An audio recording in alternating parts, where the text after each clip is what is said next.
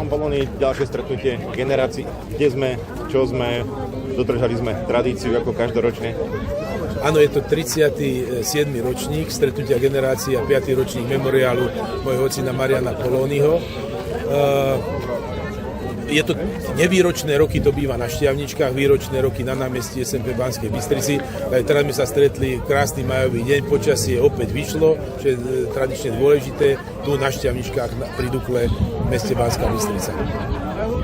Čo všetko ste prišli odprezentovať tohto roku, ako sa vám tá vaša flotila rozrastla? Zvyčajne to bývalo, že vždy sa o niečo nové doplnilo. Teraz sme to tak premiešali trochu, že ide aj nové, aj po veľa rokoch opakované. Čiže dajme tomu, je tu Rolls-Royce Corniche 2, ktorý sa zhruba 50 rokov robili, 6,5 liter. Potom je tu Mercedes, to boli tie, nie Pagoda, ale tie roky Dallasu zo Spojených štátov amerických, keď beral seriál.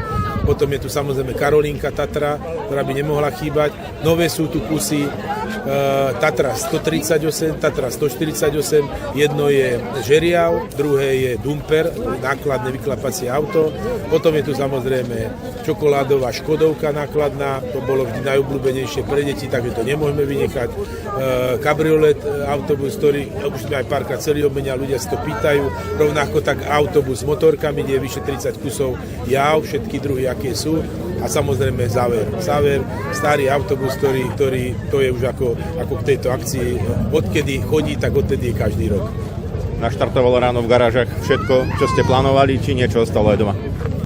Naštartovali všetky, ale možno aj treba povedať, nespomenul som Barkas oťahovka, ktorý je tu opakovane po v podstate 8 rokoch. Oťahovka, na ktorej je Renault a pred tými 7-8 rokmi, keď sa pokazila tu, tak ju riadna oťahovka musela odviesť, takže oťahovka na oťahovke s otiahnutým autom Renault.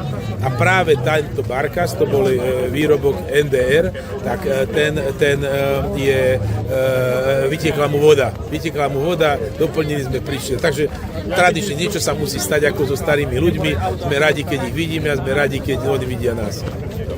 Vidím, že máte aj atrakcie pre deti, hlavne ten autobus pomalovaný znova bude chodiť po Bystrici. Áno, je autobus na malovanie pre detičky s tým, že je tam doplnené prvýkrát, hore sú reálne fotky tých veteránov, ktoré bývali napríklad na tejto akcii alebo sú na tejto akcii.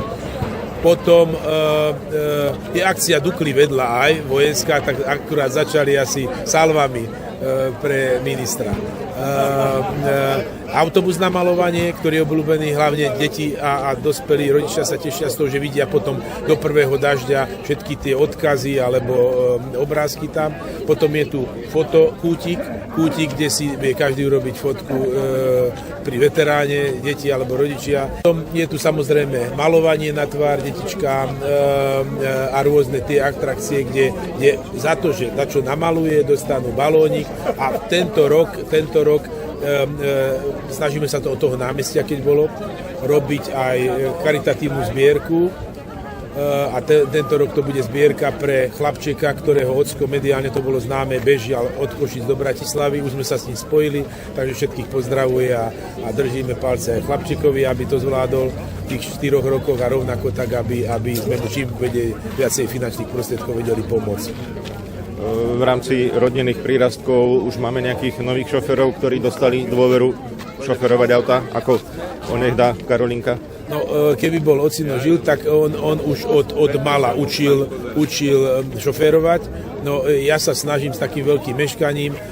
Malého maníka Mariana to baví asi tak, že kým to trúbi a točí vždy do opačnej strany, tak áno, keď mu poviem toč rovno, tak už nie, a keď mu zakážem trúbiť, takže, ale má v sebe gény, všimne si vždycky, keď je mäkká pneumatika, či na novom, či na starom aute, takže to je prvé to, čo ho v podstate maník ako keby naviguje, že pozerá vždy po kolesách aut.